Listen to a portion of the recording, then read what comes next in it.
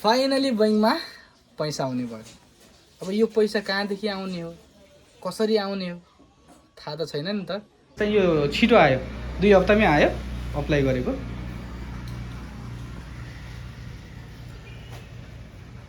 हातमा आइसकेको छ र मैले चाहिँ अफिसदेखि ल्याएर आइसकेको छु गुगल एडसेन्स पिन।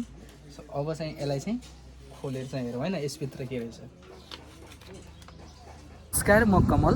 आज थोरै फरक खालको भिडियो बनाउँदैछु र यो भिडियो बनाउनुको कारण चाहिँ एकदमै खुसीको र थोरै महत्त्वपूर्ण पनि छ।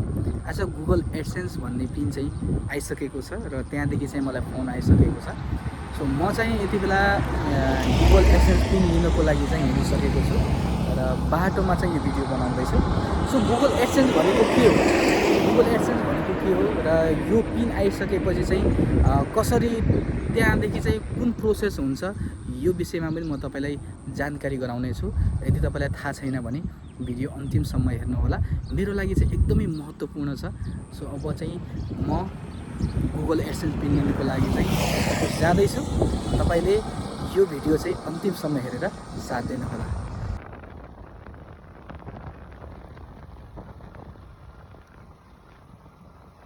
धेरै टाढा पनि छैन, करिब 15 देखि 20 मिनट लाग्छ त्यहाँ पुग्नको लागि र गुगल एडसेन्स लिनको लागि एकदमै भित्रदेखि एक्साइटेड छु। म तपाईँलाई त्यहाँ पुगेको चाहिँ याद गराउँछु।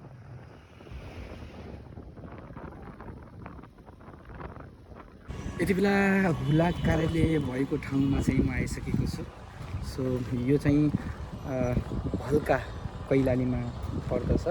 सो भल्कामा चाहिँ यहाँनिर चाहिँ अफिस छ। सो जाँदैछु म चाहिँ लिनको लागि गुगल एडसेन्स पिन।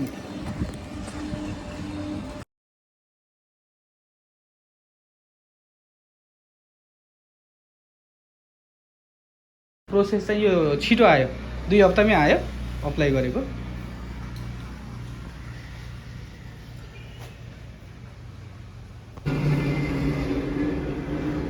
ल सर है, धन्यवाद, धेरै धेरै धन्यवाद। ल हुन्छ, हस् हस्। फाइनली गुगल एडसेन्स पिन हातमा आइसकेको छ र मैले चाहिँ अफिसदेखि ल्याएर आइसकेको छु गुगल एडसेन्स पिन।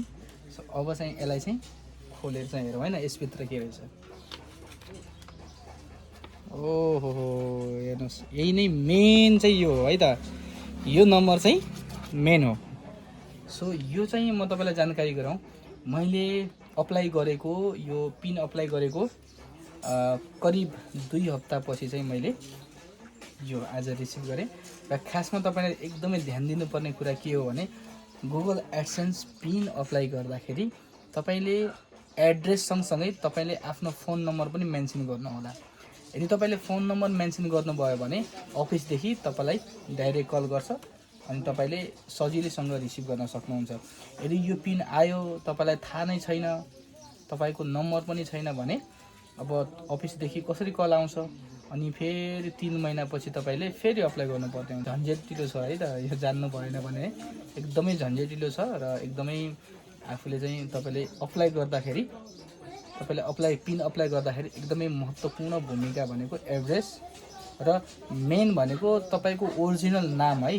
ओरिजिनल नाम के छ, भोलिको दिनमा तपाईँले बैंक एड गर्नुपर्छ, त्यति बेला चाहिँ असर नपर्ने हिसाबले ओरिजिनल नाम अनि त्यसपछि एड्रेसमा फोन नम्बर चाहिँ मेन्सन गर्नुहोला।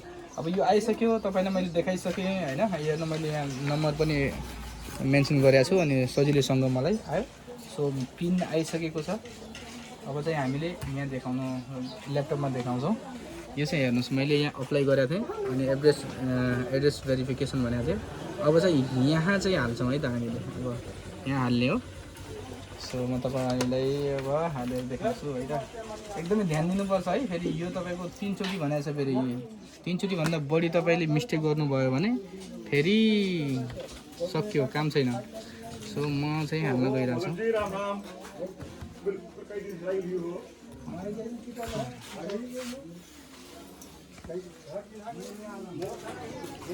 एड्रेस भेरिफिकेसन भइसक्यो।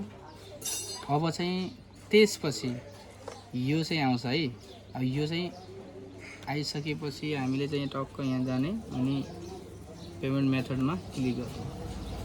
अब यसमा चाहिँ हामीले बैंक एकाउन्ट चाहिँ हामीले अब केमा तपाईँ गर्न चाहनुहुन्छ हामीले चाहिँ यहाँ गरौँ नि त हैन। अब यसपछि चाहिँ तपाईँले यहाँ टक्क डिटेल बैंकको डिटेल भर्ने अनि तपाईँको यहाँ चाहिँ बैंक कुन हो के हो कस्तो हो भनेर टक्क यहाँमा एड गरिसकेपछि तपाईँले बैंकको लागि चाहिँ सबै एड्रेसदेखि लिएर कुन बैंक हो हैन के हो एकाउन्ट नम्बर के हो अनि त्यसको बैंकको स्विफ्ट कोड चाहिँ के हो तपाईँको ब्रान्चको है। यदि तपाईँलाई थाहा छैन भने गुगलमा सर्च गर्नु होला र त्यो पनि गर्न सक्नु हुँदैन भने यदि नजिकै ब्रान्च छ भने गएर ब्रान्चमा पनि सोध्न सक्नुहुन्छ। र प्राय चाहिँ तपाईँले यो चाहिँ गुगलमा पनि तपाईँले सर्च गर्नुभयो भने त्यहाँ चाहिँ तपाईँलाई आइहाल्छ है।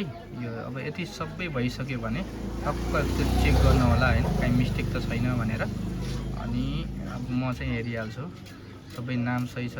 ओके नाम सही छ एकाउन्ट नम्बर पनि सही छ। अब चाहिँ हामीले सेभ गरिदिनु। अब चाहिँ सेभ गरिदिनुपर्छ। मैले चाहिँ सेभ गरेँ। अब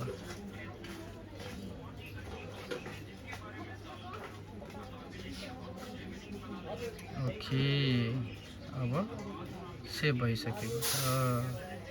अब एड्रेस भेरिफिकेसन पनि भइसक्यो अनि बैंक पनि मैले लिङ्क गरिसकेँ। अब चाहिँ काम सकियो। अब तपाईँको पुरा काम सकियो। अब युट्युबले हरेक 21 तारिकको दिनमा चाहिँ तपाईँको बैंकमा चाहिँ पैसा आउँछ यदि तपाईँले तपाईँको एकाउन्ट अनि तपाईँको नाम सबै चाहिँ एकदमै सही छ भने। सो अब चाहिँ सक्यो। यदि तपाईँलाई गुगल एडसेन्स चाहिँ कसरी बनाउने भन्ने थाहा छैन र गुगल एडसेन्स चाहिँ कसरी बनाउने भन्ने कुरामा चाहिँ तपाईँ अन्योलमा हुनुहुन्छ भने कमेन्ट गर्नुहोला। म त्यसको भिडियो पनि बनाउनेछु। हस् धन्यवाद नमस्कार।